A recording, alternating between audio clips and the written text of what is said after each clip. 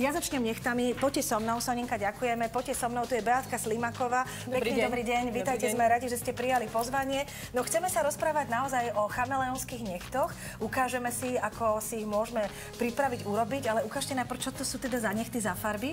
A čo máme urobiť? Začneme asi od začiatku. V podstate, čo sa týka tie chameleonské nechty, tak je metódou gelakov. To znamená, že v podstate sa musí urobiť veľmi dobrá, kvalitná základná manikúra, pozatlačať koštičky a upraviť ten nechet do požadovaného tvaru, tak aby naozaj gelak pekne prilnul k nechtu. Prepáčte, tu vás zastavím. Hovoríte gelak. Môže mať svoje vlastné nechty, na ktoré sa vlastne naniesie práve tento gelový lák a v tej chvíli sa stáva z môjho ozajstného nechta gelový nechet? V podstate dá sa povedať, že je to gelová technológia prenesená do laku, takže tá technológia je o mnoho šetrnejšia k nechtom. Takže nerobíme už tie gelové nechty, ale robíme vlastne Nie je to metóda na predĺženie nechtu, ale na spevnenie. Dobre, výborné. Takže a zároveň na takú trvácnu, tým, že ženy sa dnes neustále ponáhľajú, majú veľmi málo času, tak ide o manikúru, ktorá vydrží 2 až 3 týždne. Niektorým ženám aj 4 týždne. Takže a po celý čas ten nechet je pekne nalakovaný, upravený. Dobre, takže máme tu ukážku. Ďakujeme inak, že ste priviedli. Obidve sú veľmi pekné, môžem povedať. Dámy, takže ste nám naniesli vlastne teraz gelák, áno? Takže v podstate na prírodný nechet, ktorý sme upravili, lebo pre krátkosť času sme si to upravili už doma. Pozatlačala sa koštička, vytvaroval sa nechet a naniesol sa primer, ktorý je pre lepšiu prilnavosť.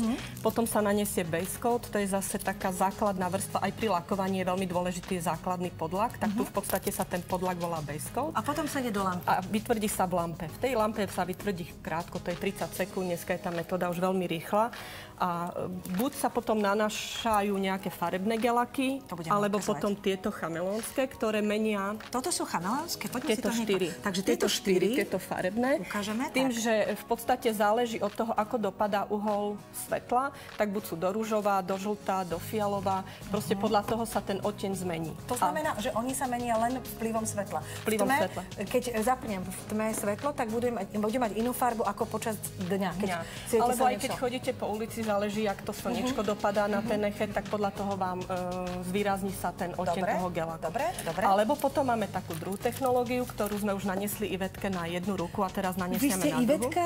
To sa až teraz dozvedám. Veľmi pekná Ivetka je tu u nás v štúdiu. Nech sa páči, ukážte nám tú druhú ruku. Kde v podstate tento gelák... Opačne, dievčatá, sa to ukážeme, áno, na kamerku. Gelák, vidíte, že má nanesený základné dve hnedé také kapučino farba oteň a navrh je nanesený tento oteň, ktorý sa volá Shade Shifter, ktorý proste vplyvom tepla, buď máte nohty úplne tmavé, alebo sa zmení vplyvom tepla zase na ten svetlý oteň. Takže v podstate, keď idete na rande a ste vonku, tak vlastne môžete mať tie nechty tmavé. Máte oblestavené tyrkysové šaty, vyzlečiete sa a zrazu máte tie nechty tyrkysové. Počkajte, ako na tom rande sa hneď aj vyzlečieme?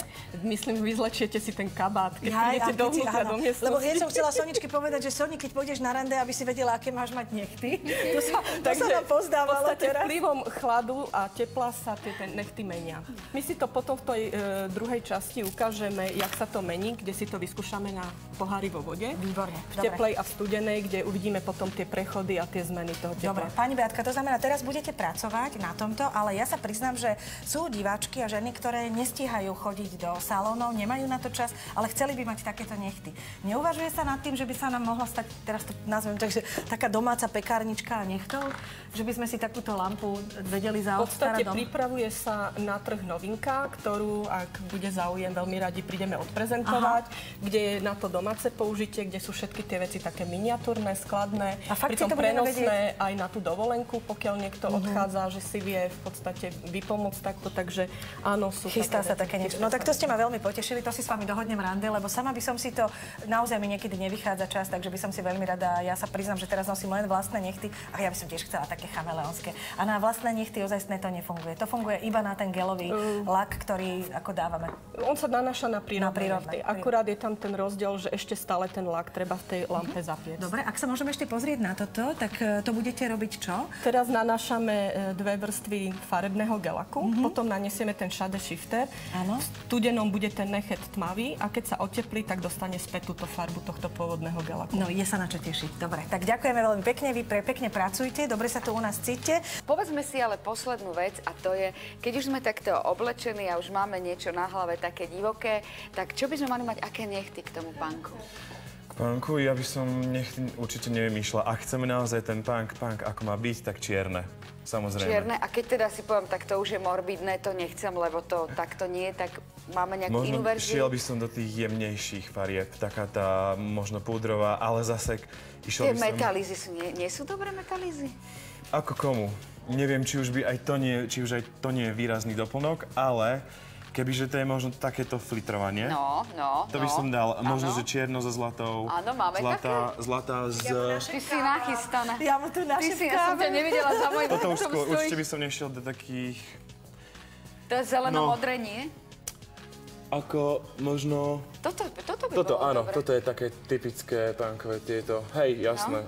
No, vidíš, aký sme aktuálni. Dobre, tak vy ste skončili vašu punkovú módu? Absolútne. Tak my doriešime naše nechty, ak dovolíte. Nech sa páči. Dobre. Beatka, ďakujem za to, že ste boli absolútne akčná. Okamžite ste nám ukázali v podstate nechty, ktoré sa hodia, respektíve laky aj k punkovej móde. Ale ak môžem, ešte pri tých flitriach trošku zostaneme, pretože sa blížia stúžkové a teraz je taký boom všelijakých flitrových. Tak čo poviete, čo odporúčate? Dneska je, čo sa trbliece, je hodne v mode, takže všetko a my sme také trošku ženy, také straky, ktoré to máme veľmi radi.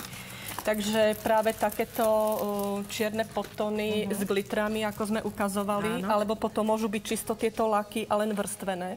Záleží, či zvolí žena radšej kombináciu čierno-zlatú alebo takúto také vrstvovanie a tým pádom veľmi pekne to ukáže, keďže majú 3D efekt a holografické sú, tak oni vlastne vytvárajú akoby skoro až kamienky do priestoru, keď na to dopadá svetelko. Tá 3D, hej, že to sa vlastne zvýši. Dobre, vy ste priniesli obrovskú škálu rôznych farebných lakov, takže je dobre možno to dať na nejaký lak, tie flitry, alebo teda glitre sa to volá? Tie glitriky buď sa dajú vrstviť a vtedy vytvorí veľmi pekný trebárs čisto zlatý efekt, ale na tom čiernom to zase veľmi pekne ukáže, jak na nohách, tak aj na rutkách. A keď máme trebárs tie šaty v jednej farbe a doladíme to tou čiernou a na to tie glitriky vo farbe šatách, tak to naozaj vyzerá až skoro ako šperk na tých nechtoch. A potom už sa netreba došperkovávať, čo poviete. Áno, že je to v podstate také. My sa dnes ale rozprávame o tzv. Nechtoch chameleonských. V prvej časti sme si ukázali, že si treba vlastne nasadiť, alebo teda nastaviť tie gély a ideme si teraz ukázať, ako sa nám môže ten nechet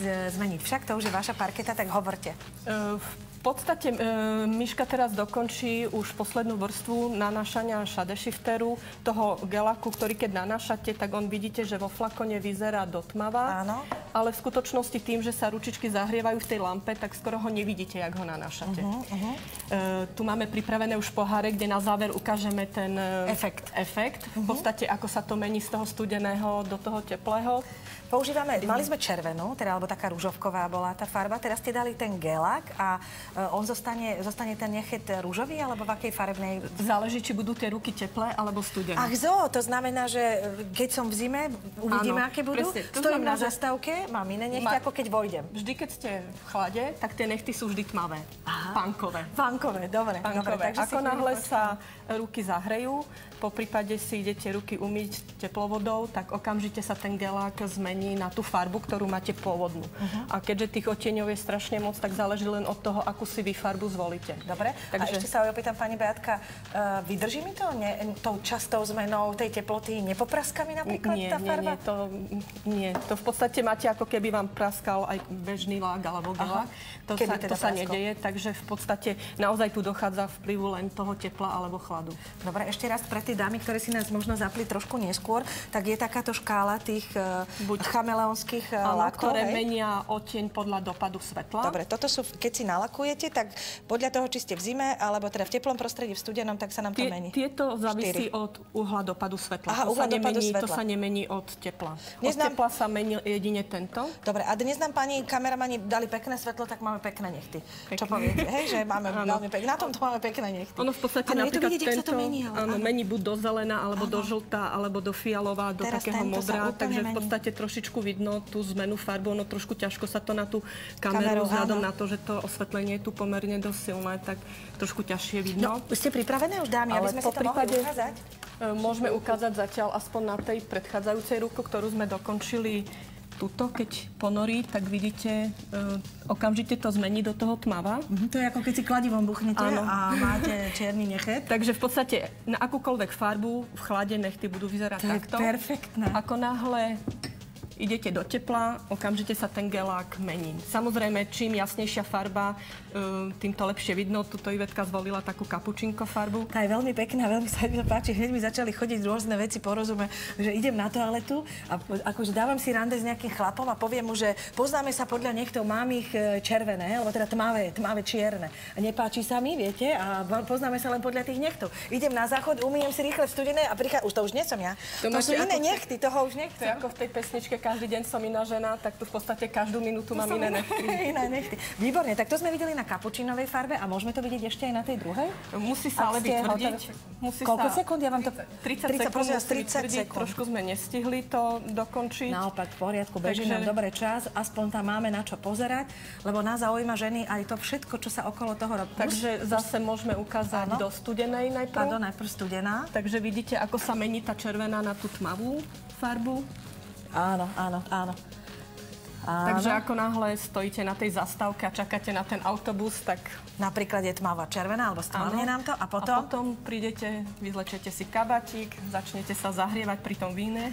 Prosím vás pekne, Beatka, nemáte pocit, že toto môže zatriasť týmto lakovým priemyslom, že ľudia prestanú kupovať toľko rôznych farieb a budú si kupovať len takéto chameleónske? No ale v podstate dva v jednom. Ale ten chameleónsky je len jeden. To je na akýkoľvek, vy musíte mať farebný podklad. Takže sa toho nemusíte báť, akože nebojte. To správne vymysleli. Oni to vymysleli, dobre. A hlavne my ženy môžeme byť vďaka tomu zaujímavé. Vy viete, čo to je alkalická dieta?